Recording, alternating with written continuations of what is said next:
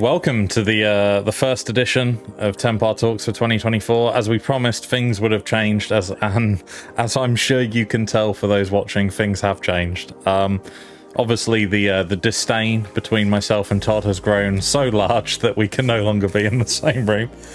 But actually, we have made some efforts to kind of improve the space we record, and the unfortunate happening is that we were due to record yesterday, which was what day was it? Monday, the 22nd of January, and all the roads to where our studio spaces were closed, so we couldn't actually get there, where all the mic equipment is, all the lighting, etc. So we have opted to still bring you an episode for this month from the comfort of our hovels. So yeah, we're sat in our underpants from the waist down, and that will remain unseen. But yeah, Todd, how was your new year? I guess, I mean, we've seen each other loads, and actually we even did the Templar After Dark, so this is kind of an irrelevant point, but and that's where it all went wrong, right? Like, that nobody knows what happened after Templar Talks After Dark, how messy that got, which hence, just us needing to have some space from each other.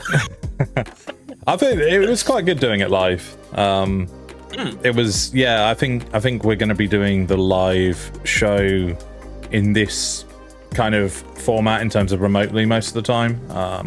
Just because, post F&M at 10:30, 11 at night, you don't really want to meet up to sit there till midnight and then have to drive home, and Or what happened this time, which is where I drank your entire cabinet, right? Yeah. You're just saving the money hemorrhage of having me get access to your alcohol cabinet. Oh dear. But yeah, so for that point, for this first episode, we do apologise for any camera and mic quality. We're on our PCs, so it's webcam situation here. But for the next episode, we will be back with some crisp new additions to the setup. Green screen, you name it, we've got it. Indeed. So today we have some exciting topics for you. Well, I say exciting. I hope they're exciting. We're going to be talking about Karlov Manor cards. Obviously, I don't know about you, Todd, and the audience listening and watching to this, but I quite frankly was tired of Ravnica Remastered, so I'm glad the spoilers hit 3 days after the release. Was it 3 days or 4 days? I don't know. It was a brief set, right? It was indeed. Spoiler season never stops for WotC. No. And speaking of Karlov Manor, we're going to be talking about like a bit standard power creep that's we think is definitely happening. Ghent deck choices. Obviously, we recently announced Ed was joining the team. Myself, Ed, and Team Templar captain Rocco are going to be heading to Ghent, so we're going to be talking about our deck choices and reasoning why. And then why Ed and Will Atkins have joined the team. Why we've expanded, how we go about these things, and a little insight there. So, Todd, I guess you can kick us off with Karlov Manor. How excited are you for another standard set? This is the most I've ever looked at a standard set in about four years, and with a standard side to it. Right, I'm looking at these cards thinking, oh, how do they fit into a standard deck? Not how do they fit into my modern deck, which is what I've been looking at previously. Right, we've got a standard RCQs coming up, so I'm actually thinking about, wow, how do these cards interact with the last, 3 sets? 3 years of sets. 3 years of sets. So it's interesting, definitely, and cards that usually I'd overlook because they're not going to see play in modern. Suddenly I'm like, well, they're still strong for standard, right? So are they going to fit into whatever standard deck I choose to play in the upcoming season? Yeah, and I don't know, like you said, there is spoiler season never ends, and maybe I don't know if it's choking design space at all, or if it's always been happening, but I'm looking at some of these cards and I'm going, you've just iterated on a card that already exists there. You're not giving me a new card necessarily, which is where this kind of power creep or cards are being pushed and cards, my heart bleeds for Snapcaster Mage and Dark Confidant. I was gonna, Snapcaster's survived a little bit, right? Like Snapcaster's still a fairly, it's not a cheap card. I guess it hasn't had a reprint as frequently as Dark Confidant, but there's still a few decks kicking around. I've actually seen, obviously we always go back to Modern. I apologize, it's our favorite format. But I've seen there was a pretty sweet blue-white control list that's been going around lately with Snapcasters in. Basically just plays around the One Ring. You're doing I forget the name of the land, but the one that untaps legendary permanents that's in Merfolk for Aetherval. In this, it's in it for the ring. So there is some play there, but yeah, I definitely think Dark Confidant has had its day. That is going to be hard to get back into a deck. What I think is interesting as well, right, is that we've gone from a design space where you went, okay, we want to make a similar effect to Snapcaster Mage, so we're gonna make what's the artifact? Torrential Gearhulk, right? Sure. Similar effect, except you get to cast that spell for free. So it kind of like if you snap a 4-cost card, you're paying the same as you would for maybe like a Torrential Gearhulk. To now they've taken a card like I can't even remember its name, and it was so impactful when Michael played it, and it was in French. What was it? Oh, Hushbringer. Hushbringer, right? So they take a card like Hushbringer, basically word for word that effect, put it on Doorkeeper Thrall, and then they go, flash. Yeah. Literally, so for context here, Michael hilariously needed a copy of Hushbringer for his sideboard. He'd net decked a Zoo list at an Axion event, and Carterper were there, who were French vendors, and they only had a French copy. He bought it and flashed it in, and then like a turn and a half later, or 2 turns later, someone walked past the table and was like, hang on, didn't you just flash that Hushbringer in? And Doorkeeper Thrall is literally, I think it's word for word, right? Hang on, what's power and toughness of Hushbringer? So Hushbringer's flying lifelink. Doorkeeper Thrall is flash flying with the same static effect of artifacts and creatures entering the battlefield don't cause abilities to trigger. Okay. Interestingly, Hushbringer is different. I've just looked it up. It is our bias because the relevancy typically is the ETB, right? That's what people care about. Hushbringer also stops death effects, but it also doesn't affect artifacts, so it is only creatures. Sure. Okay, so there's a little bit of iteration there. I am probably, But biased. but the big key word is hush. Hush? Yeah. Fuck. Flash. Hushbringer on the mind. The big difference there, though, is flash, right? It makes it so much more relevant. Like, mate, is this... Are we kind of touching on a whole different topic here where it is just, magic fatigue, where actually I'm subtly complaining that they're not actually making new cards and they're just iterating, but actually they are. But I'm so kind of blind to Magic cards now that it all kind of blends into one big package. Yeah, well, I think there's always a bit of recency bias and like the moments that stick in your head, right? There's an upcoming video series I'm planning on looking into at the moment, discussing some of that kind of recency bias, and as part of the research for it, I've been looking at kind of like which cards really impacted Modern. Obviously, again, as a Modern fanatic, and it is surprising the amount of like standard legal cards that changed Modern year on year before Horizons even came in. And I do think we forget like how cracked stuff can be. So like, we're complaining about power creep in this set, but there's been a hell of a lot. Like even when I first started playing, right, Throne of Eldraine, that had some absolute stonkers in, and then follow it up with Feros Beyond Death as well. You've then got the Uro and Crocs situations, and I think there's a lot of that. Haymakers happen, and people always associate it with the Eternal sets like Ultimate Masters or whatever, like something, or sorry, Horizons, because they print cards into Modern. if there is a Pioneer Horizons, you know, and the universe is beyond, right? Yeah, for Legacy and, you know, players, stuff like that, like, you know, being able to use those. But I don't know, it does feel like Standard has always had some haymakers. Maybe we're showing recency bias in the sense that the last few Standard sets, maybe like they've been a little weak.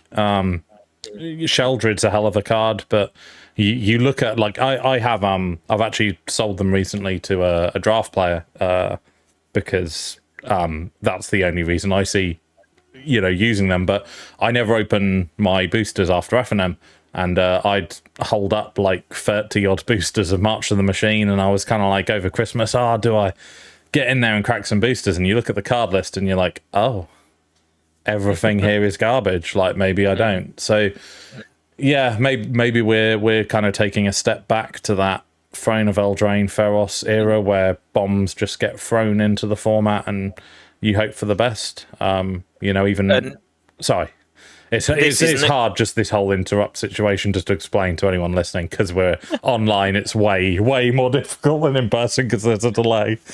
And I can't see your face, right? So yeah. Sorry. We should also mention, right, that it is a new booster style. This is their introduction of Play the new boosters. booster? Yeah. So is that going to affect whether you want to crack or draft a pack, right?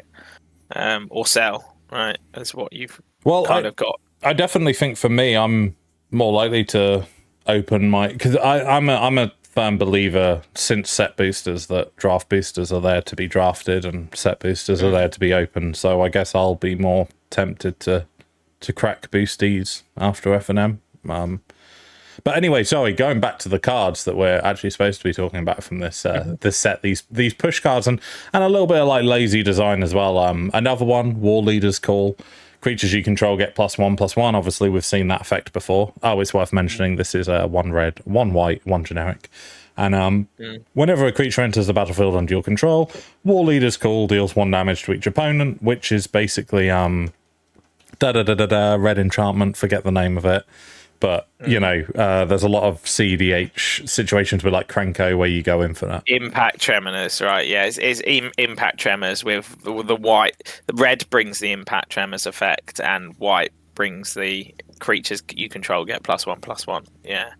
Interesting Boros card. Yeah, interesting Boros card. But nothing new happening here. Just another effect. And let's be honest, CEDH, or EDH, sorry, is the driving force, right, for Magic at the moment. Yeah, I mean, I do think there's potential for this to be fairly broken. We've seen quite a lot of potential for Boros kind of aggro strategies, particularly with there's the 1 white creature which basically is Freyman Inspector.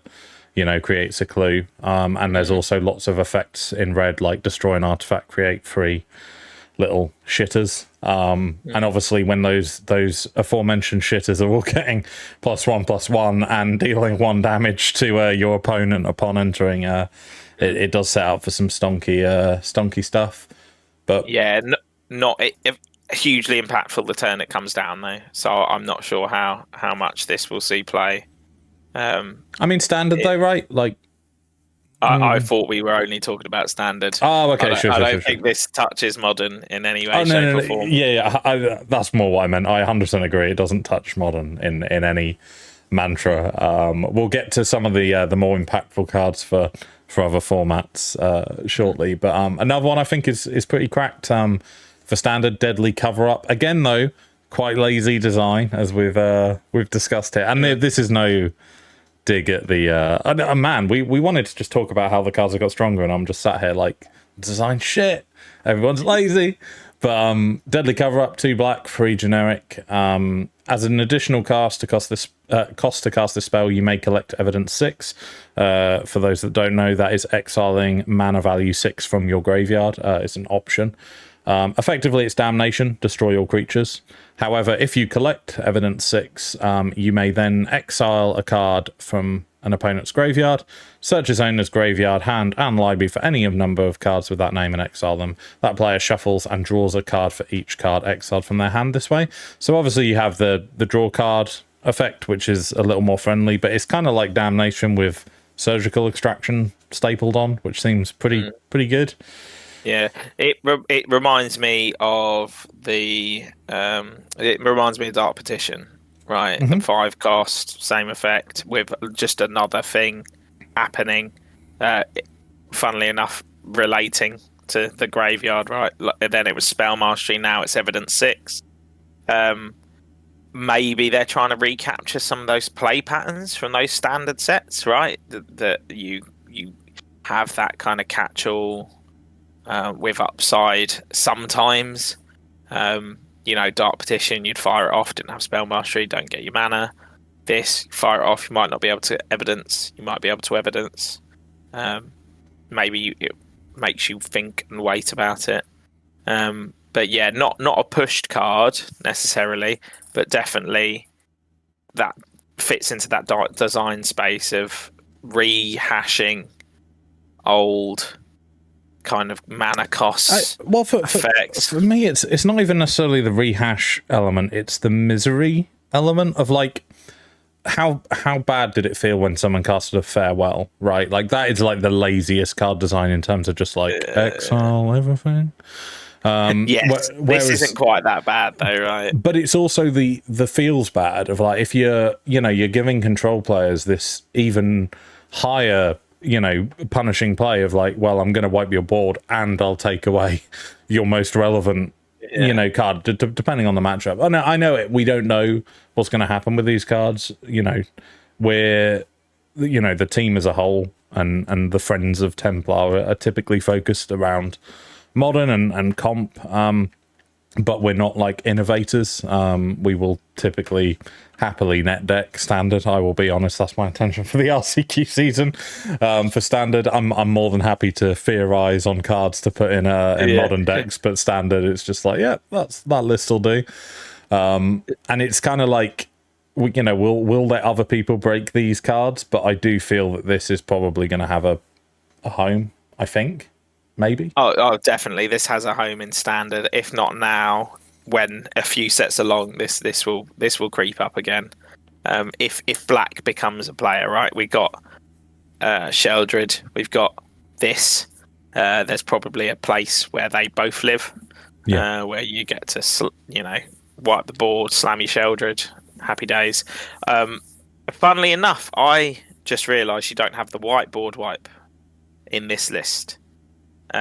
Which is the one that I particularly picked up as being absolutely cracked, because it was 4 mana, right? Murder's a card. I'm totally going off piste here. Let me grab a picture of that one. What's the card called? I can search it. I don't know the name of it. It is white. White 4 mana.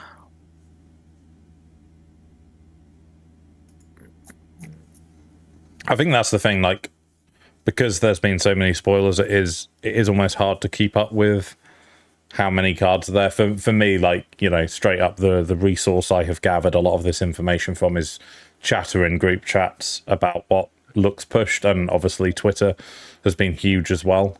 Particularly on 2 cards I want to kind of finish on as well after Todd has found his 4 mana board wipe.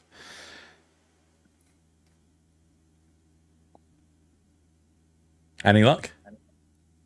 No, you're better at this. Finding cards.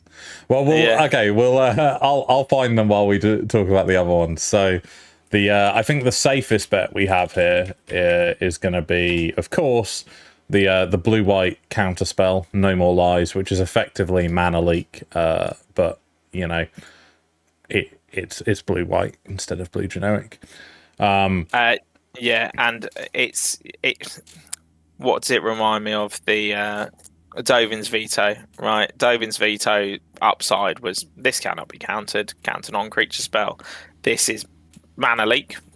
You've got the additional cost of having to tap a white, right? You have to have white in your deck. It's stipulating that, but you get this huge upside, right?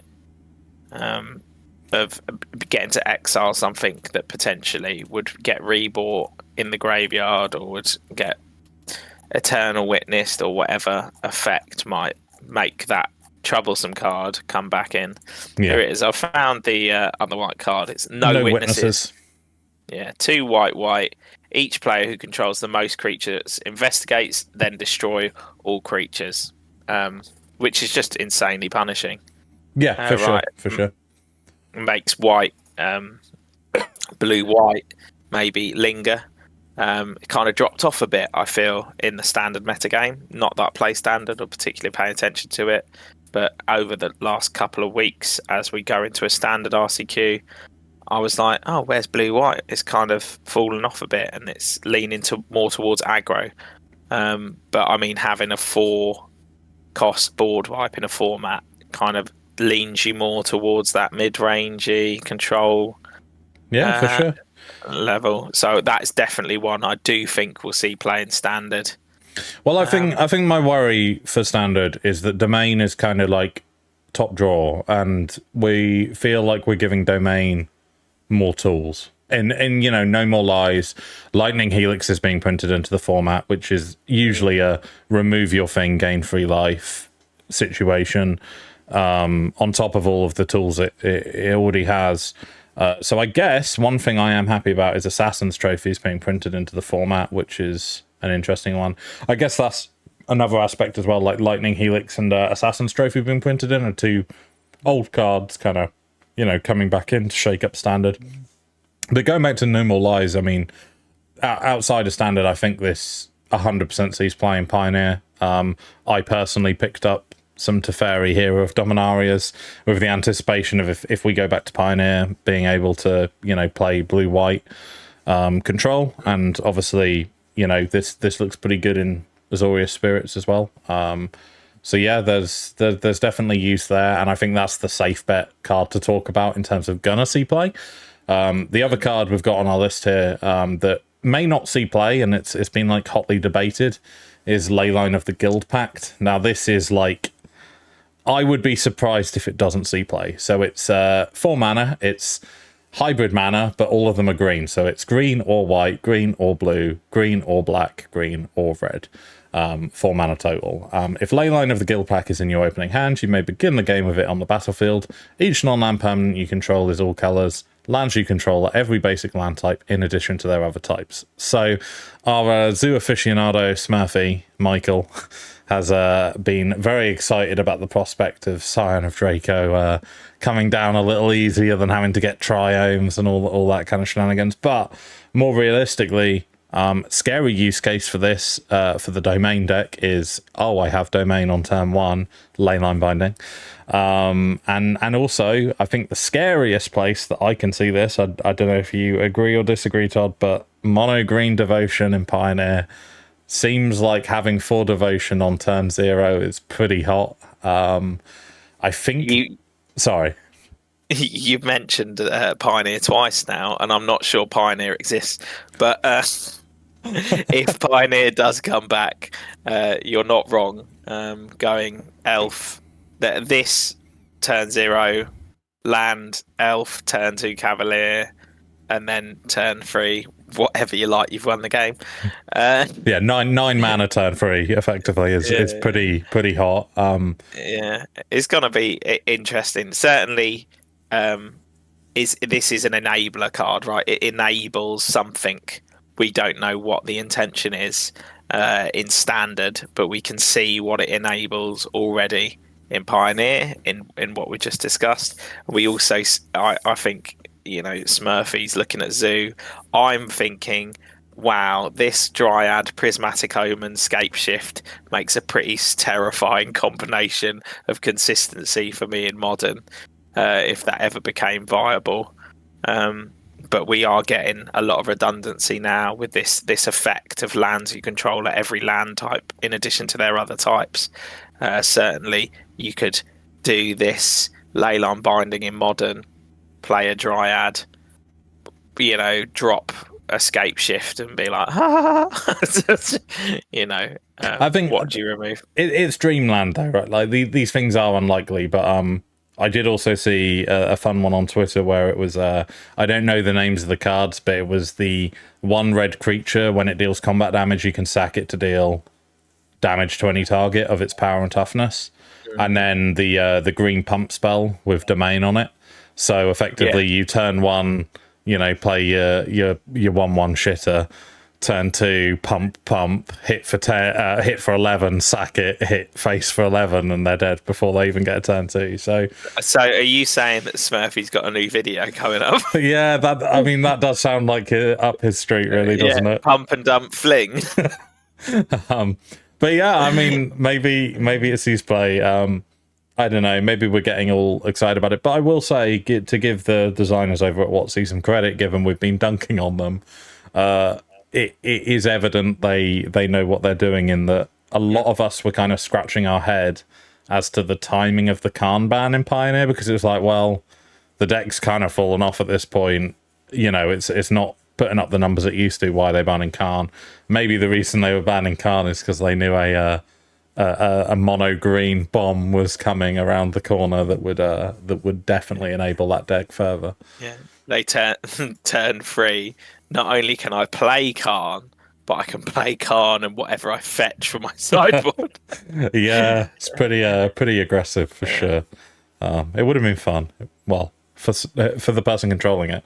And speaking of fun power creep, the game. As we move on to standard power creep, we've spoken about Hushbringer versus Doorkeeper Thrall, but I think one situation around power creep that Alex from the team brought up was, when you look at like the all-star of Siege Rhino from days of old, and then now you look at Sheldred, it's kind of like these cards are on different levels. And one card we didn't even talk about from Karlov Manor, I don't even have the name of it up, that's how little we've looked into it. But there is a 4-mana 8/4 being printed, which reads, if blocked, you get an additional combat step, untap all your creatures and go again.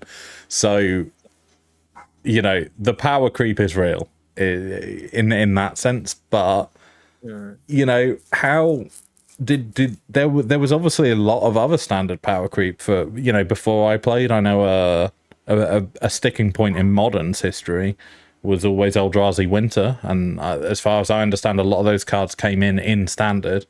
Did they affect Standard at the time, or was it primarily Modern? I mean, Fort Not Seer and Reality Smasher were certainly played in Standard. I don't know if there is power creep.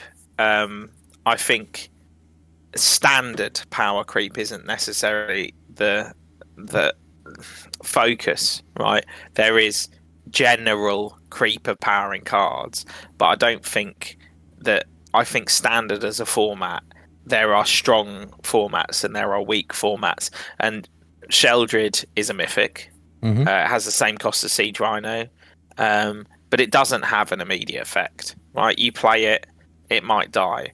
Siege Rhino, you get your Helix. Yeah, sure. And then maybe it eats the spell or whatever. I guess it doesn't have Death Touch, but I don't think there's a particular power creep in the format of Standard, though I think cards nowadays do more you get more bang for your buck, right? I don't necessarily, it makes them incredibly more powerful, but we're starting to see just these cards that just have just a bit more on them. Certainly I think the Morph Disguise is a clear creep in power for that effect, but I don't think Standard is any more of a powerful place than it was when my matey in blue-black control was dropping an Ugin. Do you know what I mean? I think there's powerful cards, right? Yeah. There are powerful cards in Standard formats, and sometimes you get Ugin, right? And sometimes you get Sheldred, and I don't think they're really comparable. I think that's a lot of the argument I always have in terms of power creep in Modern is it, that bias we kind of briefly touched on earlier about what you remember versus the reality of has it become more powerful. I think there's no question, you know, the format shifts in terms of combo has its day, then control has its day, then aggro has its day. But I don't necessarily know if the formats get more powerful. You know, looking from the Pro Tours in 2018, 2019, just using it as an example, the Burn and Tron decks, pretty similar to the Burn and Tron decks that we see now, and that survive in the format of Modern as it stands. So, well, that's what I mean. I think actually there are some historic formats that were closer to Modern than they are to Standard. So I certainly don't think the Standard we have now is any particularly more powerful than when the standards of old. You know, I think actually some standards of old, because of powerful Magic cards, had powerful formats. You know, and certainly I think it would be an interesting exercise to just pick our favourite standard decks from the last 10 years and battle them against each other and see. Yeah. You know, actually, is there? Is 2015 standard more powerful than 2021? You know, I don't think there is a hard answer to this, but power creep of cards is definitely happening. But I think formats overall aren't particularly. You know, that I think the Wizards do a pretty cracking job at balance, and they take punts on your Oro, on your Oko. Companion. And I want companion. I want them to keep doing that. Keep doing that, Wizards. You know, don't stop trying, and keep that banhammer ready when you get it wrong. Which they do pretty well. Yeah, for sure. Yeah, I you know, again, I know I always go back to Modern, but like today I've been in my spreadsheets at work, and on my third monitor had Pro Tour Return to Ravnica Finals on. And my God, that is the most miserable format I think I've ever seen played. I think it was about like 50 minutes into the video, and they'd played 2 games that had about 3 turns. And Yuya Watanabe's just counting mana. I can't remember the name of the guy, the other chap, but he's literally just counting mana, and the guy's playing open-handed because it is literally just like, this doesn't matter. I'm going to be sat here for 9 minutes and then go, well, I got there, or no, I didn't. It was that deck where it returns all your permanents to the battlefield, and then you do like 2 damage at a time, or grape shot, or whatever. Eggs. Is it X? Sun. I think it was called Sun something Sun. Yeah, that's an eggs deck, right? You sack all your artifacts and you bring it back with Second Sun. Yes, yeah. That is it. Yeah. Oh God, I love eggs. No, absolute misery. Like, it's just, yeah. So I did really enjoy. Just a small anecdote is obviously Yuya had some questionable decisions in found when he played a certain Tron deck with marked cards, and you know, we all know what happened there. And the commentators throughout this game were kind of going, yeah, there's no way Jund has a chance here. And in game 1, the eggs player was like going off, and then they presented their deck to Yuya, and he shuffled it, cut it a few times, and then they just like brick, and lost the game. And all the commentators are like, well, 1 in 100. But yeah, not saying anything, but you know, it just makes you chuckle. Just a bit shady. But you know, to stay on my favorite topic of Modern, we've obviously been picking our deck choices for LEC Ghent. Myself, Rocco, and New Templar Ed are New Templar Ed. That sounds awful. Yeah, he's not a new Ed in the team. There was never an Ed. That just there is now an Ed. Correct. No Eds have been harmed during the recruitment of Ed. But yeah, no. So Ghent deck choices. I think we're all fairly locked in now, and I think we can talk about it because this episode's going to be going up, I think, Wednesday night. So everyone's going to be locking in on Thursday anyway. It's kind of irrelevant. Lists are in, yeah. Yep. So go on, hit me. Who's playing what? So The 100% is going to be Rocco is going to be playing Amulet Titan. He's going back to his roots of good old Amulet. He spent a long time on the deck. He's played it throughout different metas. He's played the calm version. You know, he's pretty well versed on Amulet, and he's decided to go back to Comfort. Myself and Ed are locked on Rhinos Teamer. The thing we're not locked on is, I think we're 50-50 on if we're going to end up playing the same 75. It'd be nice if you did. I think that shows some clarity for the team, right? I think it's likely, but at the moment there's a couple of sticking points that we'll cover when we kind of talk about the process of how we got here, in terms of our differing playstyle and kind of opinions on cards within the deck. So obviously Rocco, Amulet is I think it's a little easier because Amulet is fairly stock these days, I would say, in terms of the main board. There's very few decision points now.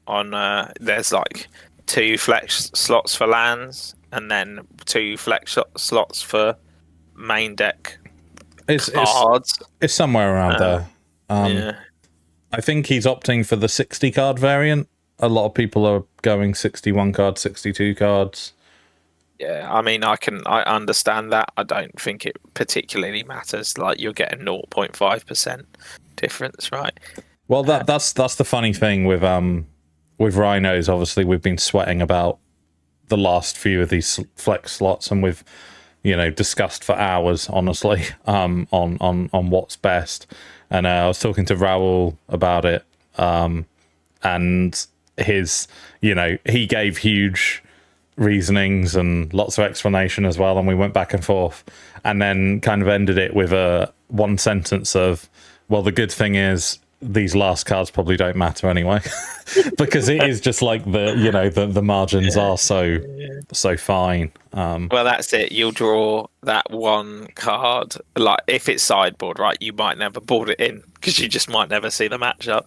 And then the kind of couple of flex slots in your main deck, you might see once in a best of 3, or you might just 2-0 every round and never draw it, or whatever. Or you might draw it every game and be like, why am I drawing this?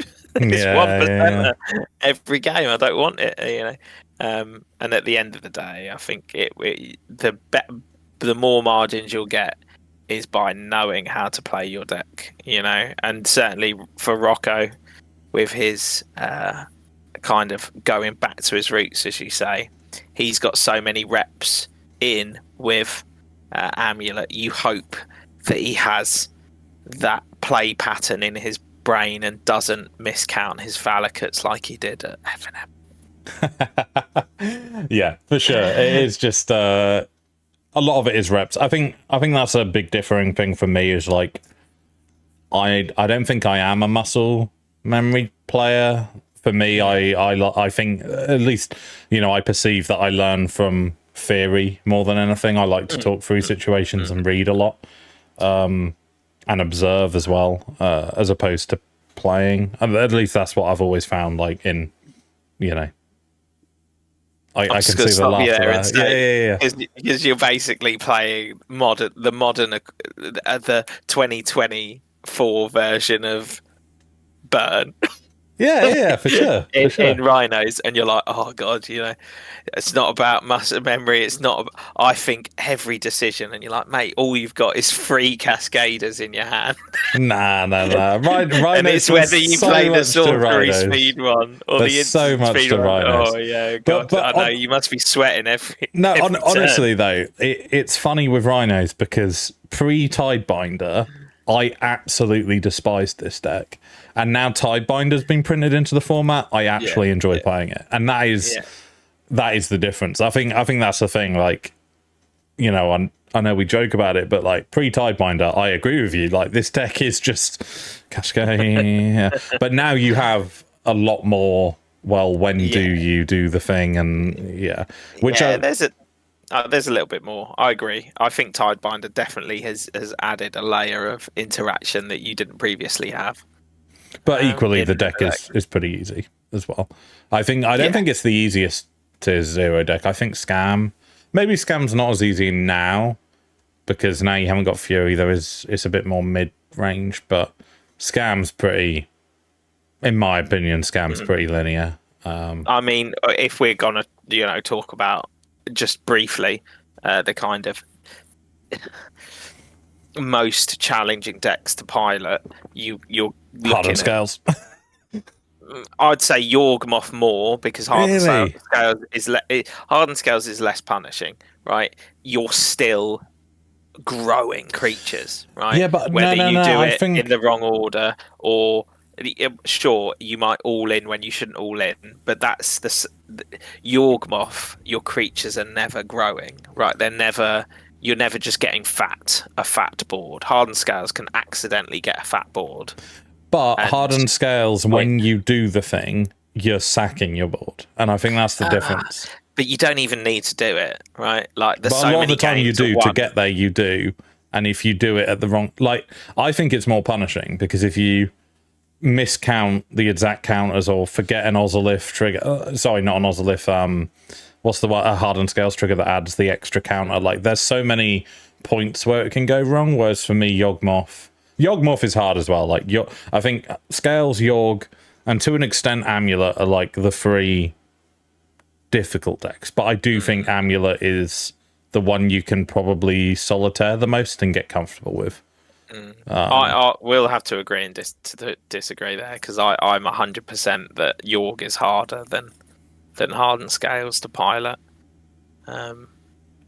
But there's some challenging decks in Modern right now, right? That is a given, that those 3 decks that kind of show you the difference in player knowledge, are kind of eking out to the top of those tournaments now. Certainly on MTGO, it's called Toolbox, as we're now calling Yawgmoth. Hardened Scales and Amulet in the mix quite frequently, because they do show skill expression so easily, right? You can just eke out wins by punishing lack of player knowledge or exercising your ability to poke holes in their game plan, right? Whereas we've got those decks at the bottom, like Burn, Rhinos, which are less skill expressive, and more just about consistently doing the thing. Yeah, for sure. I think, where we're at the moment in terms of locking in that final Rhinos list is just those painful last flex slots are awful. Am I gonna see this deck? Is this card that I'm leaning on gonna be impactful? And certainly when you have those tournaments, where you play that one of, or the couple of cards. For me, it was an RCQ where I put 2 Elish Norns in, one main, one board or something. And I came up against Amulet a couple of times, and I was like, oh, I've got just the card for you. Here's you can't play Magic anymore. Dot creature. And you get, oh yeah, God, that mattered. And then you just look in the rest of your board and you're like, why did I bring these today? Yeah. I didn't. So it will be interesting. I'm looking forward to seeing how it shakes out at Ghent. It is this weekend, right? We're heading there on Friday. Yeah. Well, you have to lock in on Friday, I think it is, but we're locking in on Thursday to, realistically we're locking in on Wednesday. To get a good night's sleep before, so you don't do what I do and go, oh, hammer Rhinos, hammer. Yeah, it is just those last painful slots that weigh on your mind. It's been interesting hearing everyone's takes. James from the team, who probably has the most experience on Rhinos, really doesn't like Murktide. But I really do like Murktide. So yeah. And he didn't bring subtlety once, don't you remember, when he was saying Rhinos? Back when Scam was the deck, in the way we remember it with Fury and in all its glory, he did indeed go to an RCQ with 0 subtleties in a 75, which felt insane. If I see Fury, I'll lose. Yeah. Yeah, and it's just to reiterate here, it isn't like it's 4-color rhinos where you could at least binding it or something. His best case was, I don't even know, I guess bouncing it with a dead gone. Brazenborough. I don't even think he was playing that. He was playing Fury himself. He was playing Fury himself, so I guess you Fury the Fury, but it seems wild to me, because Fury's a pretty good Magic card. Particularly when... Sorry. He did give a good convincing lecture at testing, didn't he? When he got the whiteboard out and started talking us through. He did. I think the problem I have with the whole Murktide situation is he doesn't really have any... On that particular argument, he doesn't really have any reasoning for disliking Murktide. And from my point of view, looking at the deck, it just feels free because... you know, you're just filling your graveyard with shit, usually instants and sorceries, and there's rarely a time where drawing a Murktide feels bad. Even if it's in your opening hand, you can sometimes pitch it. So I don't know, it's a weird one, but yeah, I hope me and Ed do end up going with the same list, because I think it does keep that cohesion where we can you know really iron out our sideboard plan. We've already got most of the sideboard plan pretty in place, but you know, having it easy mode kind of in out for every matchup is going to be good for sure. But yeah, staying on the topic of Ed to kind of close out the show today. Yeah, who is he? Yeah, who is Ed? And on that matter, who is Will as well? Obviously, we dropped our recent video announcing the expansion of Team Templar, welcoming 2 new members, Edward Cushion and William Atkins. Link for the video might be down below. It probably won't, but you know, watch it on the channel. It's on the YouTube. It's solid 90s music videos vibes. Like there are some hunks in that. Yes, yeah, 100%. But yeah, I think we kind of stayed away from inviting anyone into the team for a little while because it felt like we'd kind of hit it too hard too fast, and you need to stay at a certain number to keep people close and, you know, not crowd it out a little. You, as we've spoken about before, this is probably the most transparent. Well, I'll try to be the most transparent that we've ever been about this kind of stuff. And equally, I hope, at least from your perspective, Todd, as like a member of the team and me just being the guy that's like, this is happening. I kind of feel with this one, I was fairly transparent in the whole recruitment side of it. You know, we had a team meeting. We spoke about, you know, them joining, kind of, we discussed it all, and everyone obviously was, you know, delighted at the prospect. So yeah, we didn't want to continuously just invite people because, you know, when things get too big, it becomes crowded and less relevant. But Will and Ed definitely deserve their place on the team, and we're gassed to have them. Ed originally helped form Commander's Templar back when we were kind of online only Commander channel. So he's been here for a long old time, but he kind of took a step back from Magic and then came back in probably 2 weeks before an RCQ and played the RCQ and won it. So he's kind of hit the floor running a little bit. On quite a skill expressive deck as well, right? Murktide, which has a lot of decision points. He's adamant he has no idea what he was doing on that RCQ, but I'm pretty sure you have to have got that far. It wasn't exactly a weak field. There was lots of competitive players trying to vie for that spot to go to Ghent. So yeah, it was good to see him come back in and do so well. So I think it was never really a question from my perspective. You know, I mentioned it on socials, but Ed, you know, he was the best man at my wedding. I've known Ed for a very, very long time. You know, myself and him personally are very close. So from my perspective, it was a no-brainer. So I was quite relieved and delighted when everyone else on the team seemed to agree with the idea of bringing him on. So that was ideal. And then in terms of Will, I mean, I think ever since the formation of the team, when we've always discussed about players, Will's name has always come up, right? Like, it's always been like, well, if we were to get another player, Will. Yeah, nicest man I've ever met. Yeah. I know it sounds cheesy, but genuinely, he probably is like the nicest person. Like, he is such a nice human being. He's got yeah. He's got no impulse control though. That man buys boosters every single time we're in the store, and not like, oh yeah, I'll just get a draft booster. He's like, oh yeah, just a collector booster here, collector booster there, and I was like, oh, just your wife? No, how much he spent? Oh God, no. It is funny. But no, we'll always came up alongside a couple of other names that I won't mention, that we've always spoken about would be great getting on board. Maybe we'll ask them one day. One day, yeah. When we expand again in a few months. But I think, sorry, it didn't come out of nowhere, right? We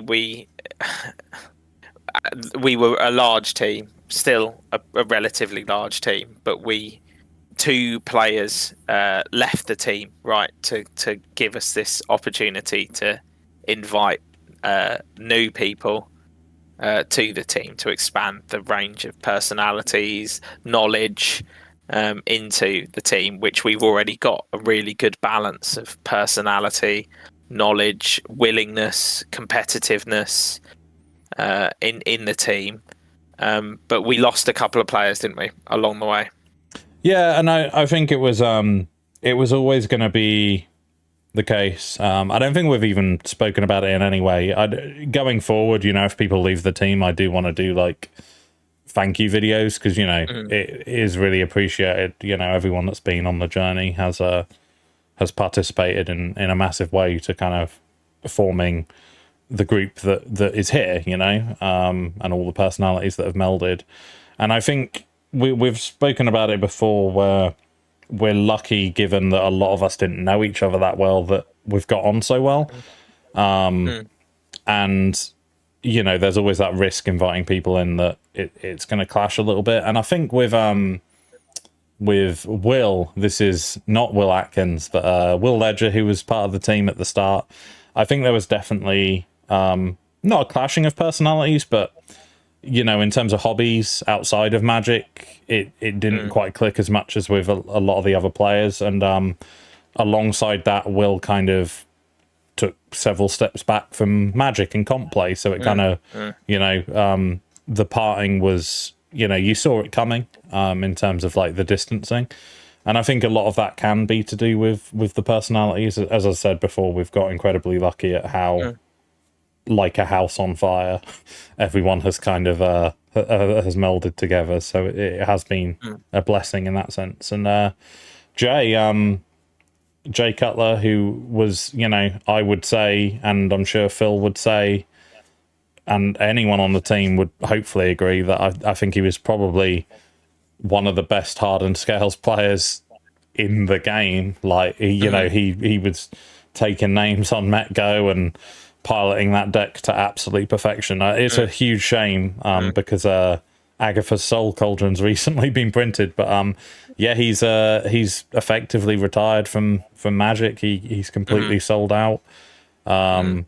So that departure was another one you kind of saw coming, in the sense of when someone sells all the cards they own and stops playing MTGO, that conversation's coming, where they've said they're going to be taking a step back. So maybe he partook too much in the MTGO. Maybe it was a bit of a, he overindulged and then felt like it kind of, he'd had his fill. I think that is it though, right?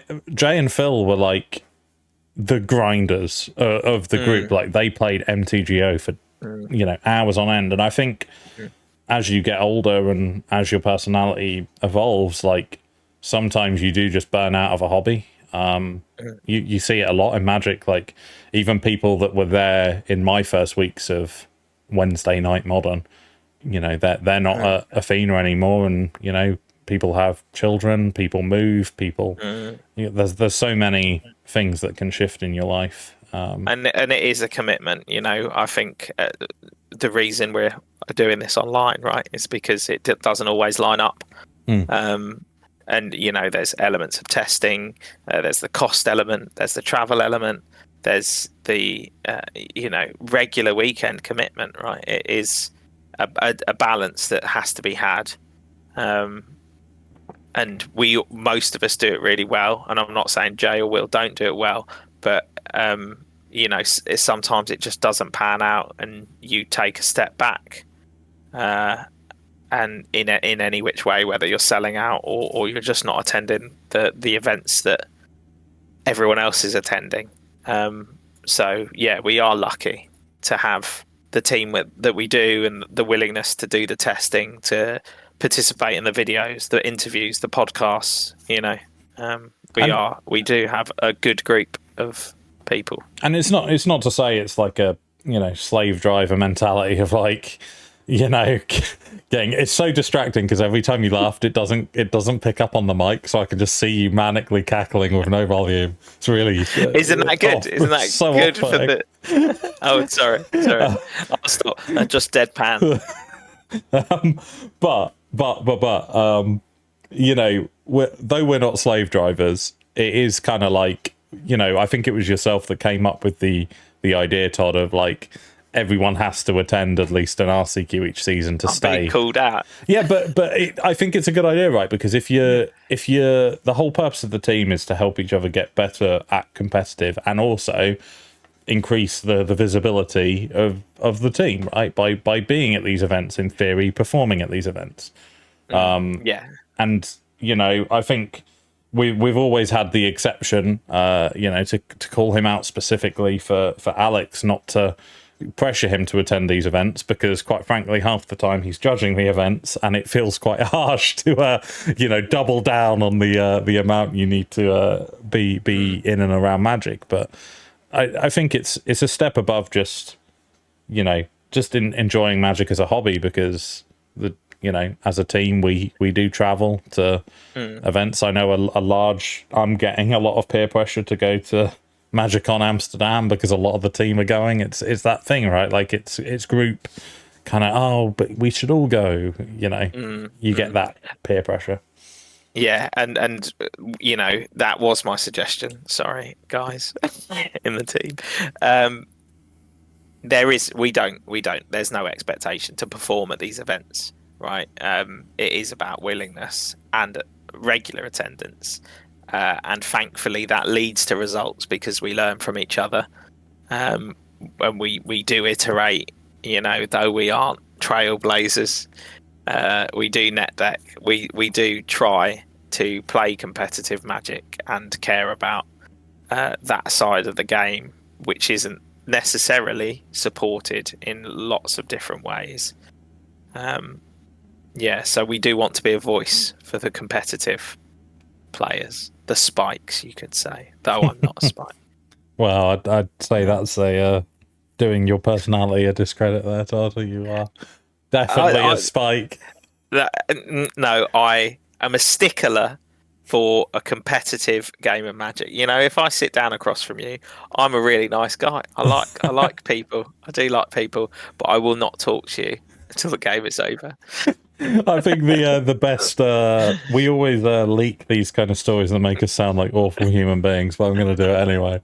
There was one situation where a good friend of someone we know in the community needed to borrow some cards, and we all get on really well with them and we see them a lot, and asked in the team chat, like, event tomorrow, has anyone got this spare? And one team member, I will not divulge, just simply replied, well, they're not on the fucking team, so why are we bothering? No, but we do like to help. The one that gets me, and it is about me, sadly, is now team member Ed. He said to me, I said, it's really nice to talk to you, because I thought you hated me. And I was like, what? Why? And he's like, you just didn't talk to me. And I was like, we're playing competitive Magic. I don't want to talk to you. I want to beat you, and then we can have a chat afterwards. It is weird though. It is funny how everyone has different approaches to that competitive side, because for me, I've always tried to talk people out of their headspace. That was almost my strategy, and I think it's how I ended up becoming friends with James Gurney, actually. Before I knew any of the players, before there was a team, when I first started, he was very much that deadpan mindset of, you know, silence and just going to go through the motions, and I just used to absolutely talk his ear off, and you could tell he didn't know what to do, and he wasn't used to someone just constantly chatting with him. And as I started to, you know, get paired into him more frequently, I started throwing a bit more banter, and I kept making references to age, and just being like, oh yeah, because you're in your 40s, aren't you? And then like just going straight back to the game, and you could see it processing for him of like, hang on, does he actually think I'm 40? Because this was when James was like 22, 23, like young, early 20s, and I was just sat there like deadpan, like, yeah, you're in your 40s, aren't you? You understand. And then like going back to like my middle-aged man story. But yeah, it's all fun times, and I'm sure you can hear my dog going berserk, so apologies Spock. for the background noise. Yeah, I think my wife has just got home from work, so he's yapping at the door, and I guess that's a good time to stop, right? Yeah, like we could call it there. We'll call it there. Why not? Spock has ended the podcast yet again. If he's not jumping on my lap, he's just He's racketing barking at down the door, the mic. But hopefully next time we'll be back in person. We should be back with the new kind of setup. We're gonna, as we've mentioned before, we're gonna have a couple cameras and stuff like that. So it should be an interesting watch. But we hope you've enjoyed this thrown together digital bad camera, bad audio episode, and hopefully it hasn't broken your speakers or headphones too badly. And yeah, we'll see you again next time on Templar Talks. Or I was going to say Templar After Dark or Templar Talks, but I think, are we doing... Yes, so we're doing it that Templar Talks will be the middle of the month, Templar After Dark will be the end of the month, normally. So we'll see you this on is the Templar end Talks. of the month. Yeah, we couldn't do Templar After Dark on the last Friday of the month because Belgium. So normally Templar After Dark will be the last Friday. So yeah, we'll have another episode soon. Catching up on what happened. Guys. Yeah, with all the updates of what happened on Ghent. Take care, guys. Have a good one.